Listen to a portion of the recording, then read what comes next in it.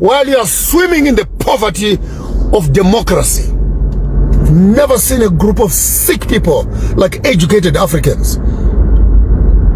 You are illegitimate children of the Commonwealth, which is common poverty. And you wiggle around this democratic thing and you think it will work. Take it from a fool.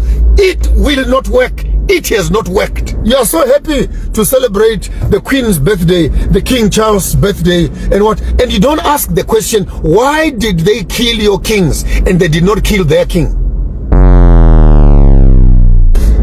If you are weak, and if you are brainwashed, and if you are slow to think, please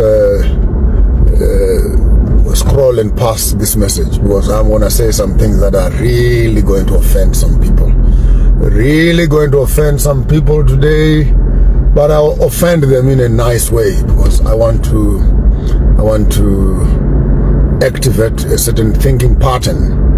I want to activate a certain way of looking at things and perspectives, so that we don't just become followers, just become this dust that follows behind other cars.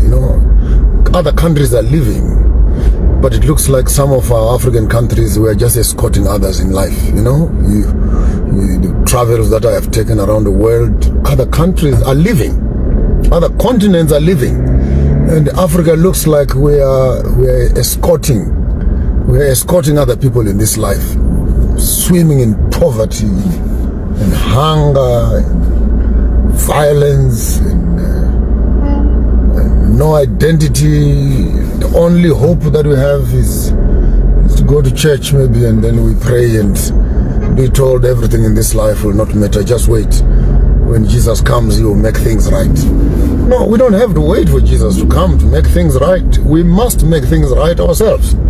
So here is the presentation for today, which I will offend some people, but I will offend you in a nice way. So sit up straight, pull up your chair, and here we go on a roller coaster of a mind.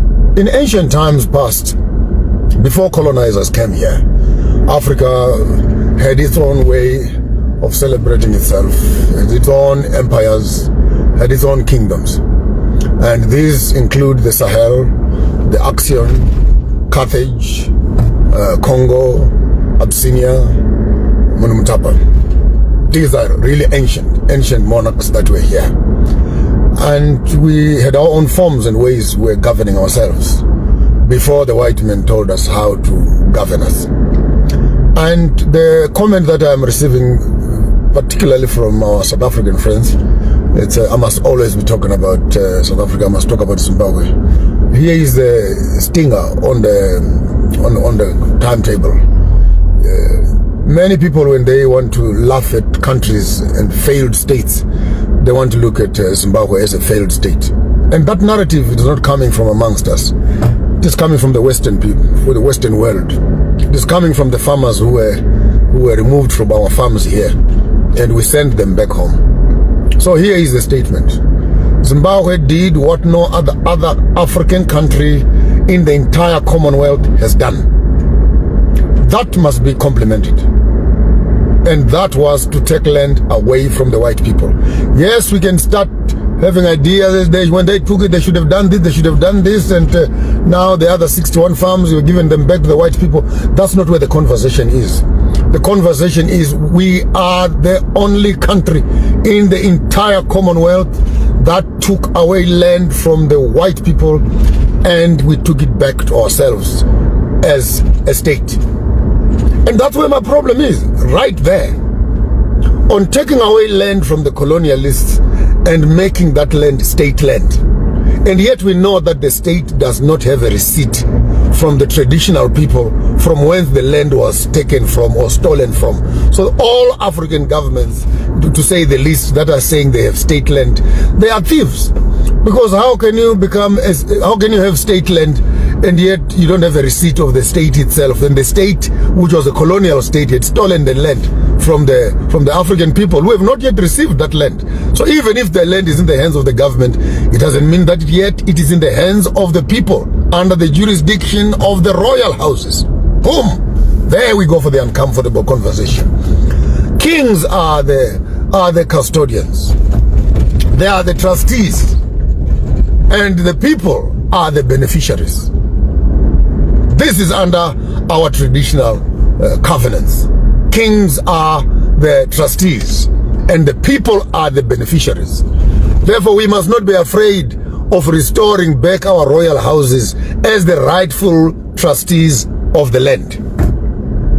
Yes, you heard me well. It doesn't mean that you can't process it. If you don't understand that when Spain won, their king came to shake hands and give medals.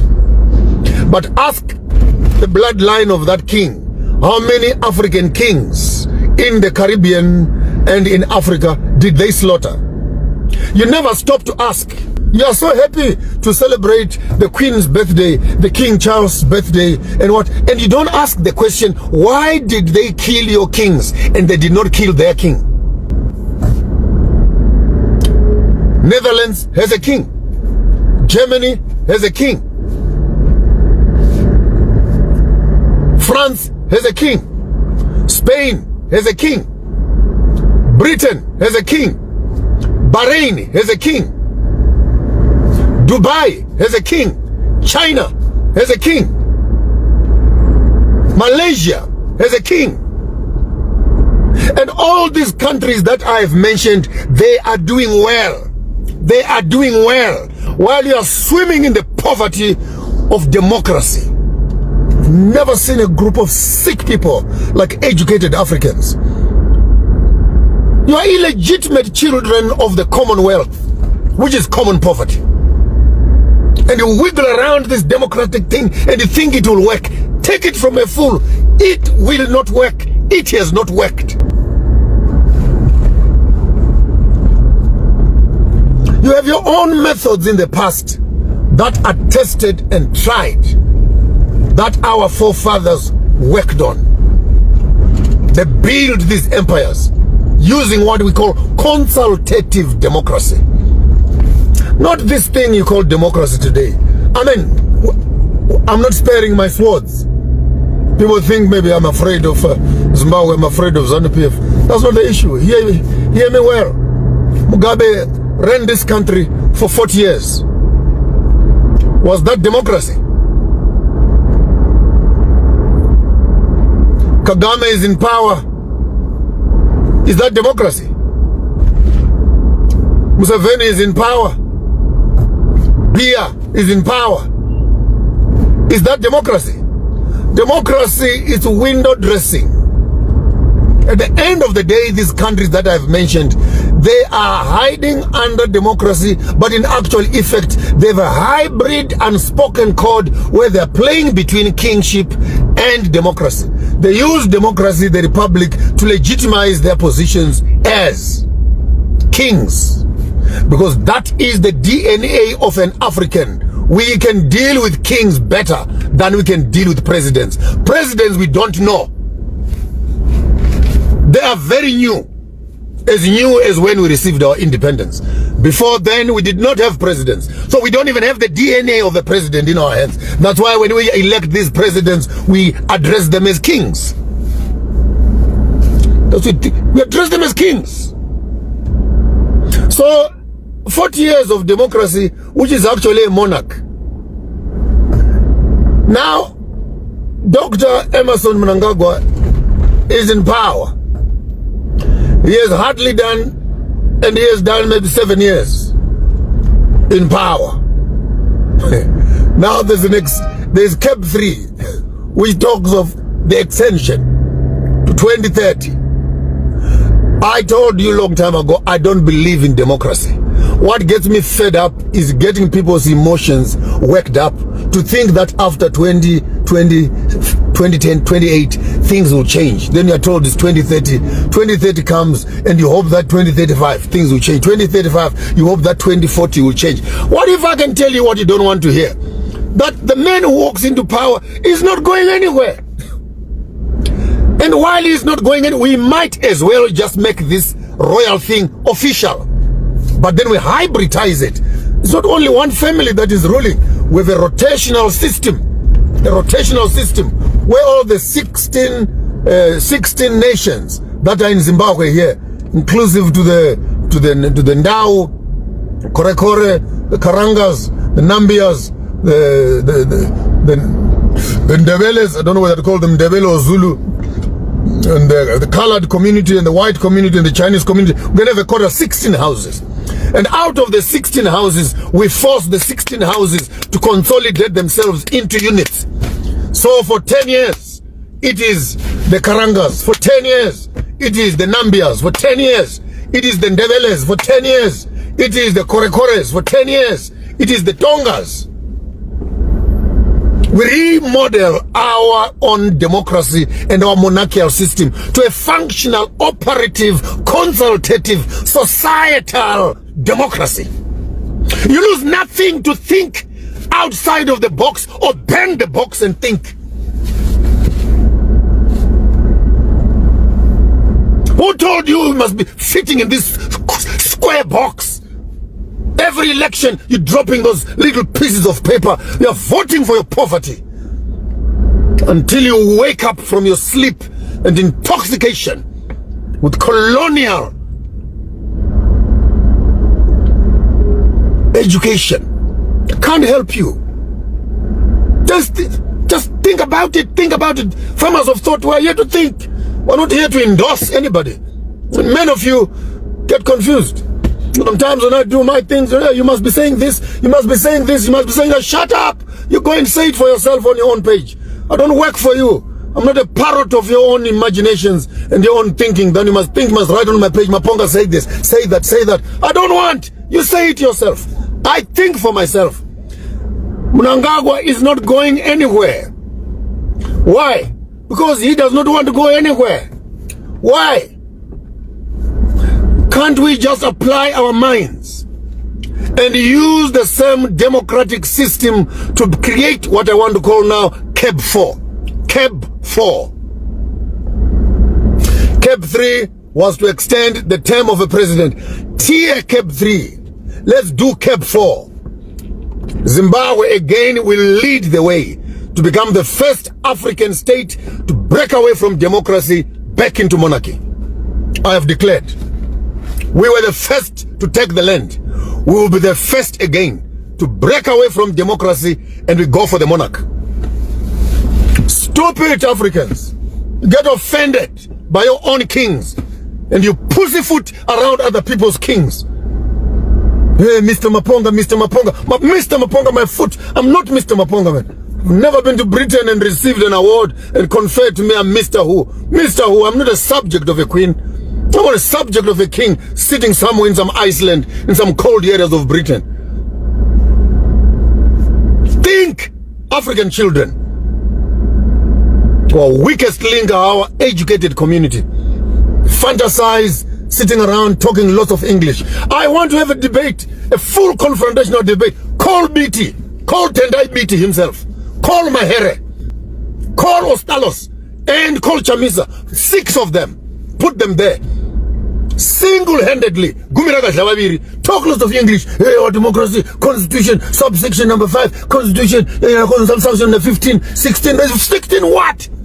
What has changed from 16 to 14 to subsection 98? You're slow to think. You are footnotes in your own history. Parrots regurgitating other people's ideologies. And you hate to think structuring your own ideologies. You think you're smart enough to perfect democracy. Look at Trump. That's democracy. You walk up to another country. You take democratically elected president of another country and make him a prisoner. That's democracy. Bomb Iran. That's democracy. Bomb Afghanistan. That's democracy. Kill Gaddafi. That's democracy.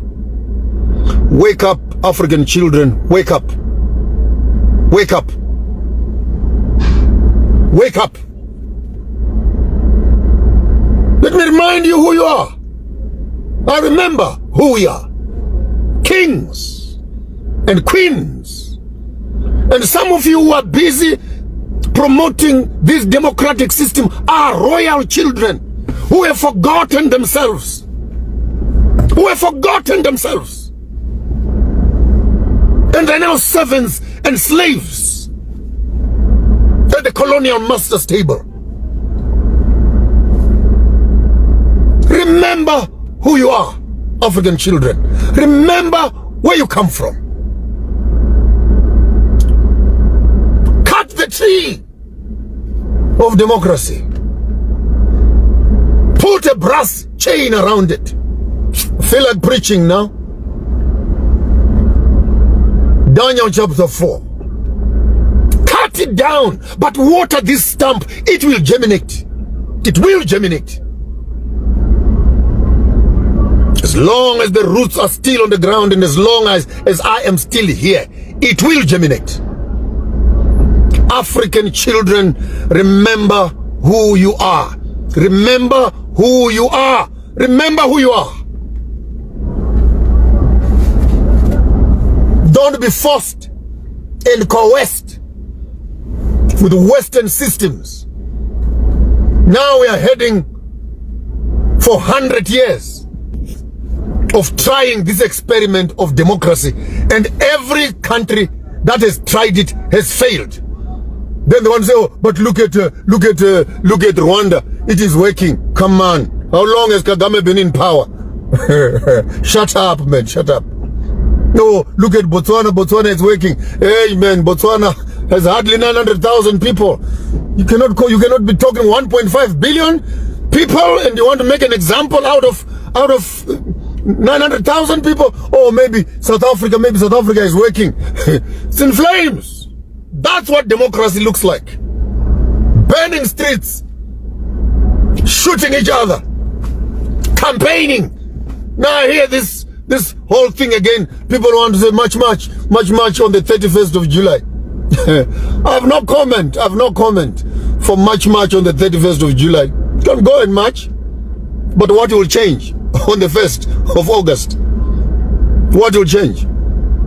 Even if you talk to the people who are doing the march, you okay, fine. You burn the bridges, you burn the buildings, you kill the president, get beaten by the police. Okay, now let's start. So who is coming? Okay, Mnangagwa is dead on the 31st. So where is the plan for the 1st of August? Who is the president? Who is the leader? And sometimes before you get yourself intoxicated, you must always look at these dark hands that work in the corridors of the foolish minds and the weak-minded. They'll push people to do certain things. But when they've done those things, always step back and look at who benefits from this move. Who is benefiting from this move? What is the intention of the move?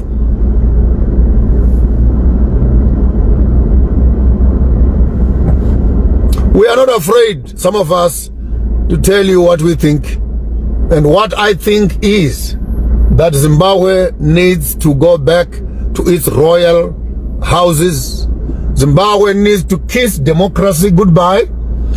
We need to find the educated community and we rethink this idea of consultative, societally driven democracy, where we can readdress and reconfigure the royal house to accommodate our modern times in which we are living in. Yes, in times past, it was one royal house that ruled forever and ever, and they would hand over their kingdom from son to son. But since we are now living in a semi-democratic country, we can say each tribe, each clan takes a leap at leadership, and we rotate amongst ourselves. If we are able to reach that goal of sealing up the 16 houses in Zimbabwe, and we give each one of them an allocation of 10 years, and we put that into CAB 4, we will have solved the political problem of Zimbabwe for 160 years. 2 million every elections. 40 years later, how many millions have you lost? How many roads? How many hospitals? changing hyenas with foxes, and wondering why sheep are always disappearing. We can put Cape 4 as a constitutional mandate.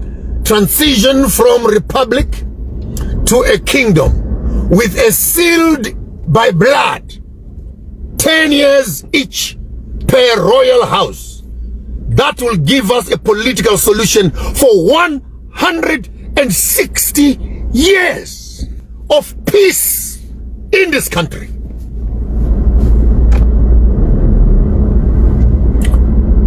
It costs nothing to think, but I'm sweating. Something is boiling in my spirit. Then each one of those houses, we can have quarters, which now makes the parliaments. It's simple. I can see it. I can see it. I can see it. My solutions are for Mr. Clever with a K. My solutions are ripo. Shunu chamuno shandisa chinonzi democracy hachishandi. Says what is shandi since it does not work. I am challenging you. Don't ask me what I'm gonna do about it. I am already doing something about it. I'm talking to you so that we can begin to think together towards a common goal. Transformation. Mental shift is the most difficult. The rest is easy. Software is the problem. And that's where we work at Farmers of Thought, in your brain. So I want to make a challenge to all other African countries.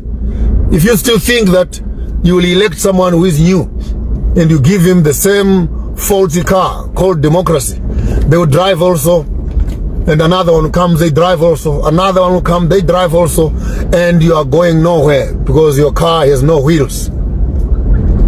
Busy cheering each other up on a system that does not work. I want to make an appeal to all the royal children.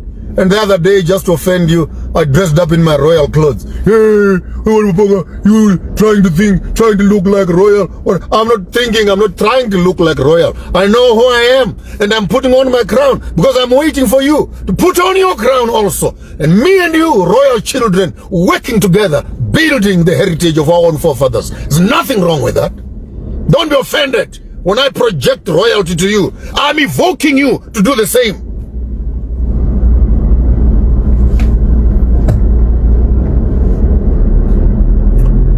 Yeah, so Cape 4 is what I'm now working on. Since we already have an extension, we may as well make it permanent and create a system that once and for all puts an end to this political hogwash, this political thithering and people tiptoeing around leadership. People get scared. You'll be killed. You'll be what? You'll be what? There's no need for fear. We can change the system and make it work for us. For us. We are the beneficiaries if we change the system. Unfortunately, our political leaders, many of them, they lack ideology. They lack cultural ideology. It's a shame. Walk around all our African presidents, ministers, government officials who hate their culture. Their elders and deacons in their churches, ties and bow ties. And they think they're leading Africans. They know what Africa needs. They know what we want. Yet they've never stayed in the village. They stay right there in the eastern suburbs. Their children are not here. Their children are in Europe studying. And yet they think they're fixing the country. They know what the people want. You don't know what the people want. You know what you want. You don't know what we want. How can you have African leaders who are not even proud of their own cultures? All around, you must see them at the United Nations, in African Union, all of them in little bow ties and jackets, standing in queues next to Indians who know themselves. Huh? How can you be leading a people that you are embarrassed of? You are embarrassed of your own culture. Kudos to Swaziland, Eswatini. Kudos for for integrating your culture into the lifestyle, the business of the country. I would like to thank you for listening, and sorry if I offended you. Have yourself a wonderful day. Here on the African channel, we are discussing African politics, African science, medicines, healing, and everything else between. The whole idea is to get African children talking about their problems and finding those critical solutions. Until we meet again, don't do what I wouldn't do. If you do it better.